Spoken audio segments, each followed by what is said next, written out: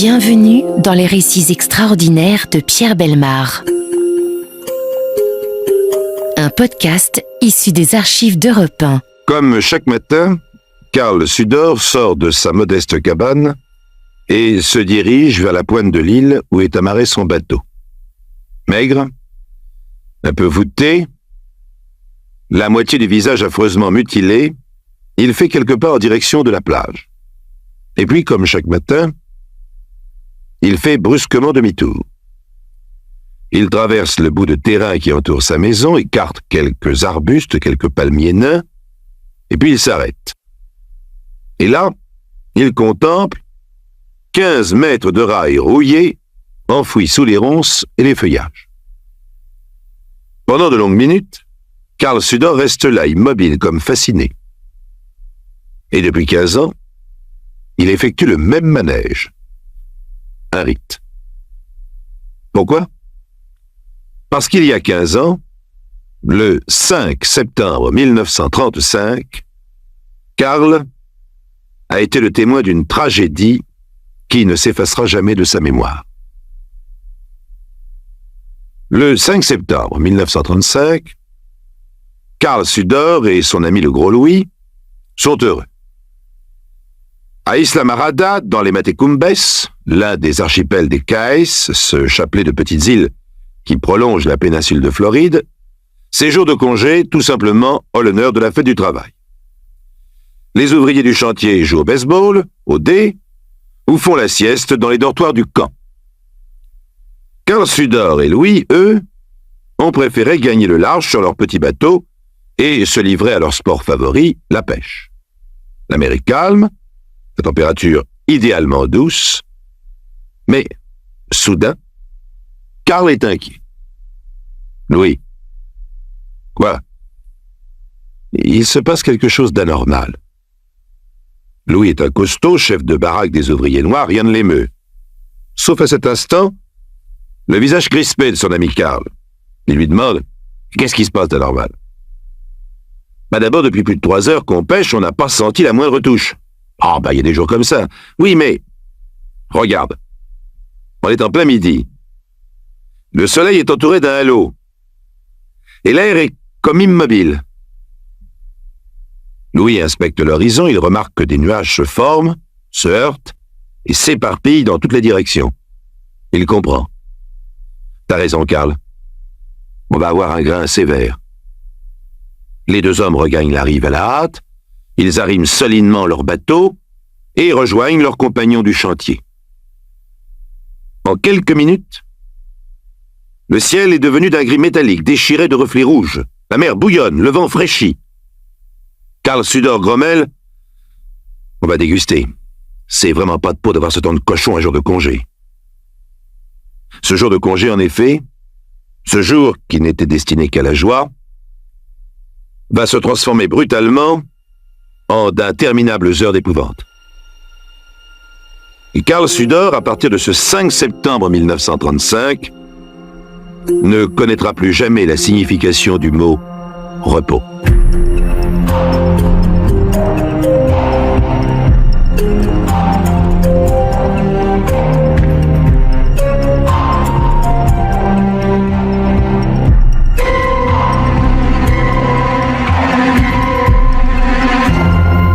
Le vent souffle déjà à plus de 110 km/h. Les ouvriers réfugiés dans le réfectoire aperçoivent une silhouette en surroi jaune qui lutte contre les rafales et s'efforce, tête en avant, d'atteindre le bâtiment. Il s'agit d'Harry Pinney, le télégraphiste de la gare. Il annonce aux hommes consternés « Je viens de recevoir de Miami un avis signalant un ouragan particulièrement violent qui se dirige sur nous. » Carl Sudor ne veut pas effrayer ses camarades, mais il ne peut s'empêcher de dire « Mais Harry, l'île dépasse à peine le niveau de la mer. Qu'est-ce qu'on va pouvoir faire ?» Harry Pinney répond « L'évacuer. La compagnie des chemins de fer de l'Est de la Floride forme un train de secours. Alors ne vous inquiétez pas, il arrivera à temps. » À Miami, un convoi démarre. Une locomotive, un tender, 6 wagons de voyageurs, 2 fourgons à bagages, 3 wagons de marchandises. Mais le baromètre baisse rapidement, dangereusement.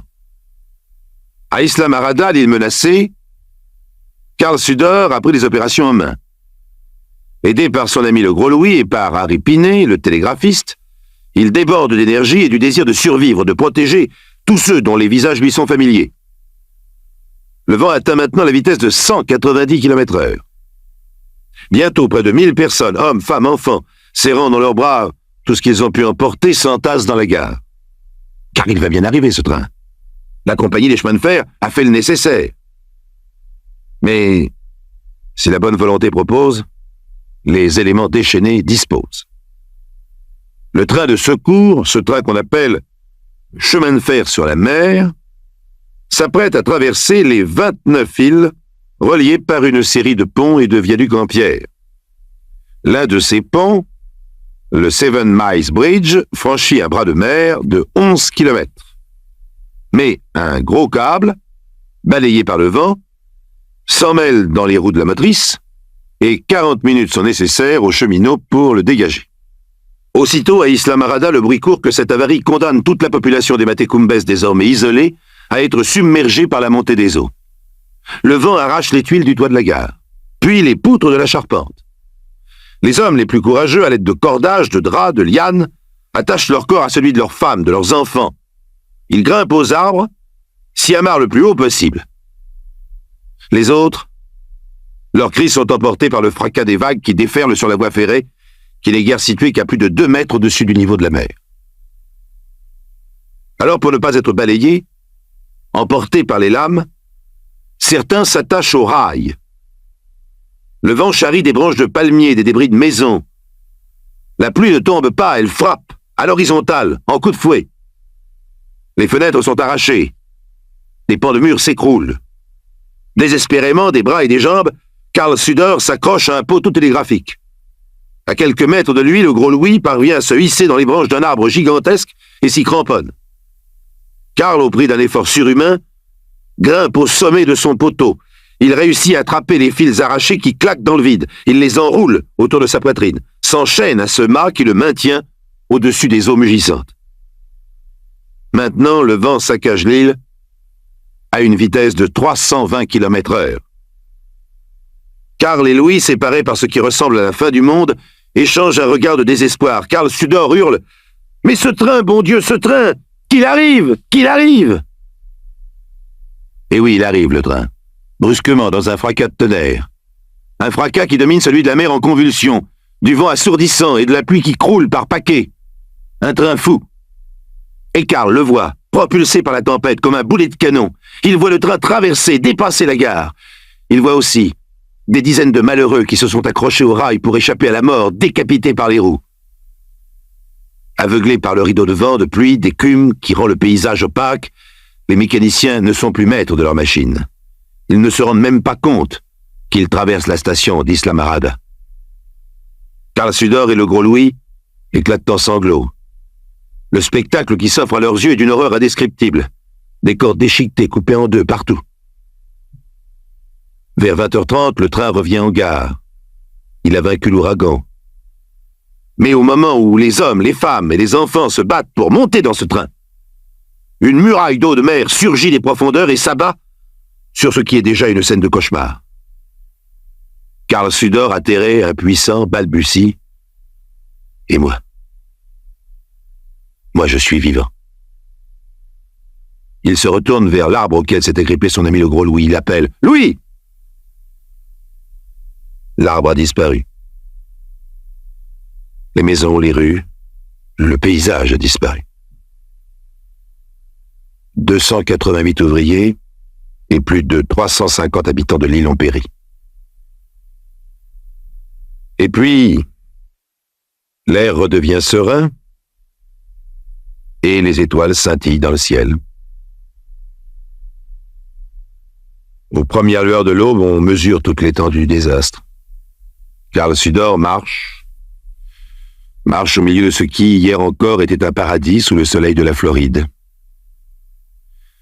Mais il ne cesse de répéter « C'est pire que tout ce que j'ai pu voir pendant la guerre. Bien pire. Ce train,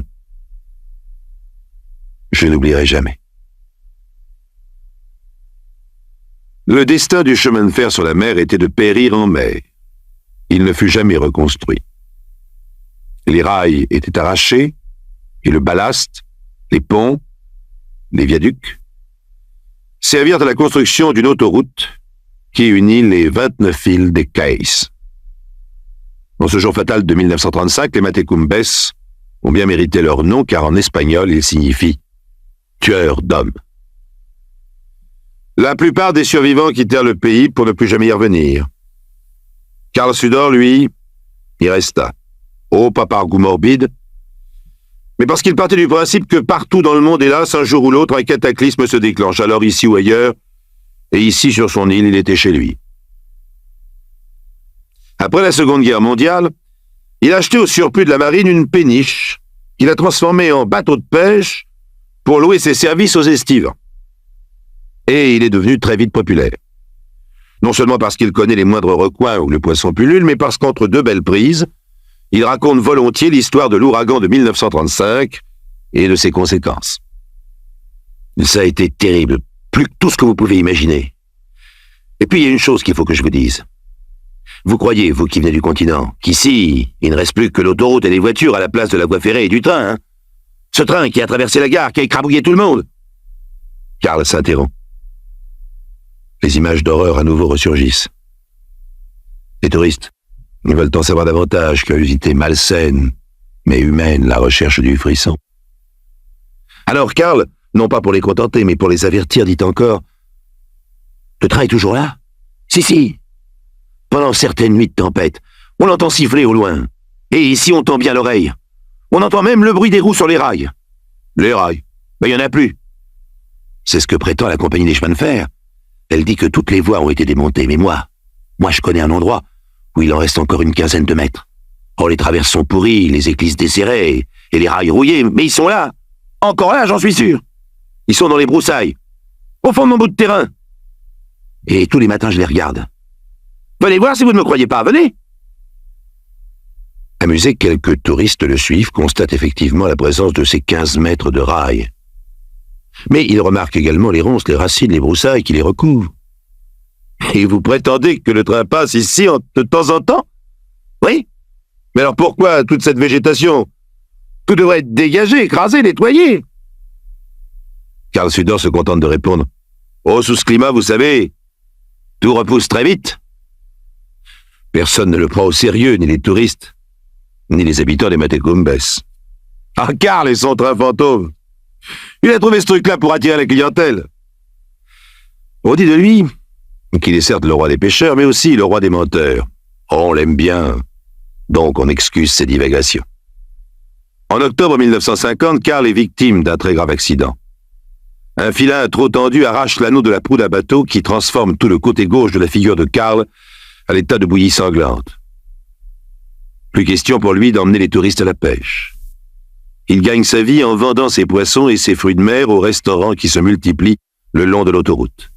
De mois en mois, il mène une existence de plus en plus recluse, de plus en plus solitaire. Le seul homme à conserver avec lui des rapports autres que commerciaux est Harry Pinet, l'ancien télégraphiste de la gare. Il a pris sa retraite et tient à présent un petit magasin d'articles de pêche. Karl et Harry passent la plupart de leurs soirées ensemble. Le sujet de leur conversation, la politique, le temps, la pêche, et bien entendu, le grand ouragan de 1935. Harry hausse les épaules, Karl insiste. « Tu peux rigoler, Harry. Tu me prends pour un fou, je sais. Mais le train passe encore. Chaque fois qu'il y a une tempête sur l'île, le train passe, derrière ma cabane. Si tu ne me crois pas la prochaine fois qu'il y aura un grain, viens chez moi. Tu l'entendras, toi aussi. » Harry Pinet a pitié de son vieux camarade. Il sait ce qu'il a vu en 1935, le 5 septembre, il se souvient. Mais il est persuadé que cette catastrophe a tellement marqué Karl Sudor qu'elle s'est transformée en obsession, en névrose.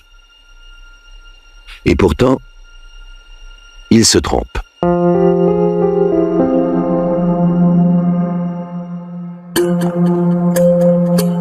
Les récits extraordinaires de Pierre Bellemare, un podcast Europe 1. Un soir de décembre, Sudor et Pinet font une partie de poker dans l'arrière-boutique de l'ancien télégraphiste. La pluie se met à tomber, drue. Le vent hurle. Pinet regarde son jeu. Pas même une paire. Karl Sudor écarte lentement ses cartes et sourit. As de trèfle, as de pique, 8 de trèfle, 8 de pique. Alors, sans même jeter un œil sur sa 5e carte, il referme son jeu et prend son ciré. Je ferais bien d'aller voir chez moi si mon bateau est bien amarré, je serais plus tranquille. Je reviens tout de suite. Mais regarde pas mon jeu, hein? Et puis tiens, je préfère l'emporter, c'est plus sûr. Harry Pinet se vexe. La confiance règne? Karl répond désenchanté. Bon, la confiance, tu sais. Personne ne croit en moi. Pourquoi? Est-ce que je devrais croire aux autres? Et il sort. Quelques instants plus tard, la porte se rouvre brusquement. Karl Sudor s'écrie « Harry! Le train! Je l'entends! Il arrive !» Harry pousse un soupir agacé, mais Karl le saisit par le bras, le traîne dehors. « Tu entends, Harry, tu entends ?» « Oui, Karl, j'entends le vent, la pluie, la tempête. » Sudor se met à crier « C'est pas le vent, c'est pas la pluie, le sifflet du train, comme dans le temps, 35. Tu n'entends pas? Le ronflement de la locomotive, les roues sur les rails. » Harry secoue la tête. Le vent et la pluie, Karl, rien d'autre. Il n'y a pas de train, il ne peut pas y avoir de train. Et Harry rentre chez lui, tandis que Karl s'enfonce dans la nuit. Le lendemain, le ciel est clair. Tout est redevenu normal. Pourtant, une étrange atmosphère pèse sur l'île. Les habitants sentent qu'il s'est passé quelque chose. Harry Pinet est le premier à s'apercevoir qu'il n'a pas vu Karl Sudor de toute la journée. Et puis, il n'est même pas revenu terminer sa partie de poker. Harry saute dans sa camionnette, se rend chez Karl. La cabane est vide. Harry en fait le tour. Aucune trace de son vieil ami. Sur la plage, le bateau de Karl est là, en bon état. Alors inquiet, désemparé, Harry Pinet fait appel à Joe Fleming, le lieutenant de police. Les deux hommes inspectent minutieusement la maison, le terrain, et tout à coup, Harry remarque au pied d'un bosquet de palmiers nains un rectangle blanc. Il se baisse et ramasse une des cartes que Sudor avait emportées la veille. Quelques mètres plus loin, une autre carte, puis une autre encore, toutes disposées sur le sol, comme si elles avaient été placées volontairement pour indiquer une piste. Harry Pinet appelle Joe Fleming. « Joe, j'ai trouvé quelque chose. » Tandis que le policier écarte les broussailles pour le rejoindre, Harry regarde les cartes qu'il a en main. As de trèfle, as de pique, 8 de trèfle, 8 de pique, plus un valet de carreau. Le jeu du mort, selon la légende.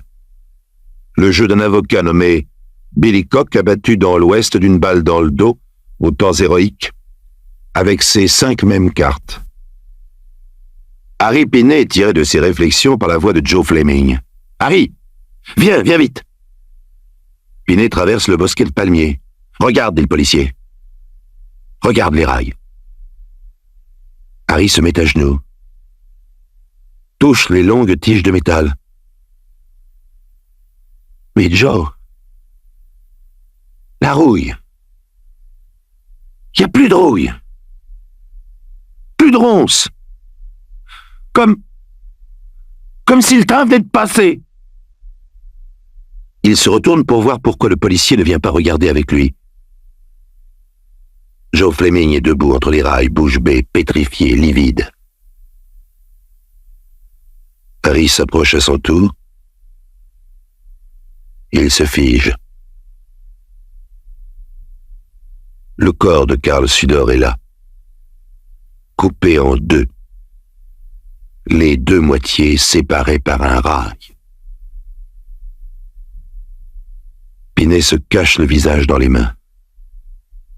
« Mon Dieu, dit-il. Mon Dieu. »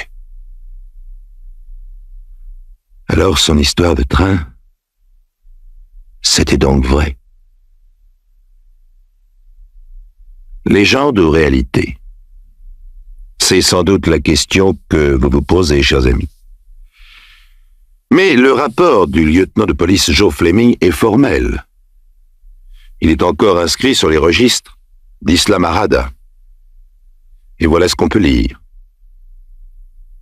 J'ai retrouvé le corps de Karl Sudor coupé en deux sur un rail absolument lisse à l'acier luisant, Un bout de voie de chemin de fer pareil à ceux sur lesquels les trains ne cessent de passer.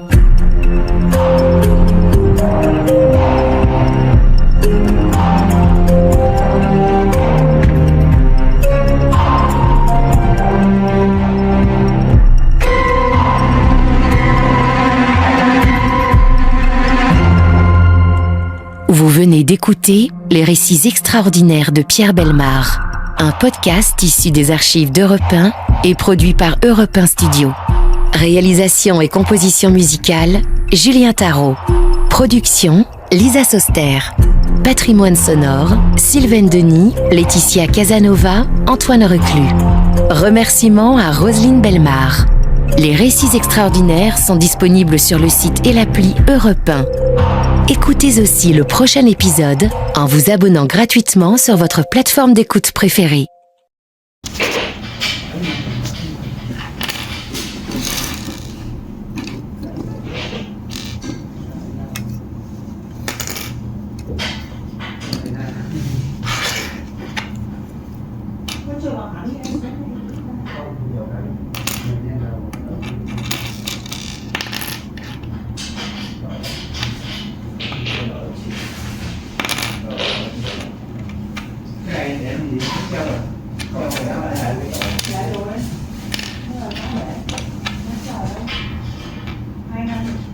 Trên đó. Trên đây á.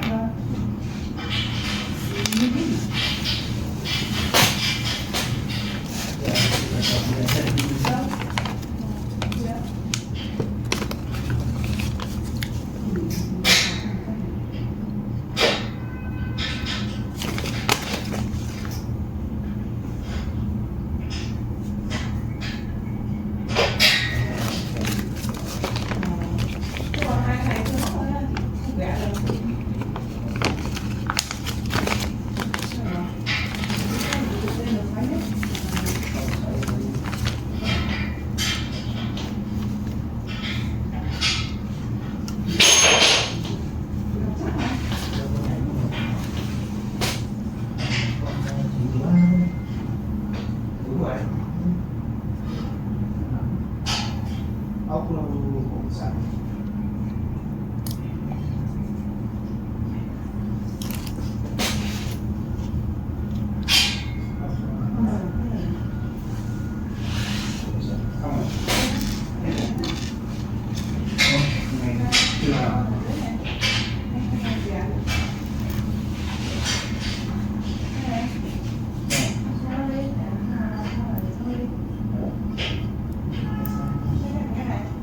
Cương con này nhiều sao cũng kẻ đây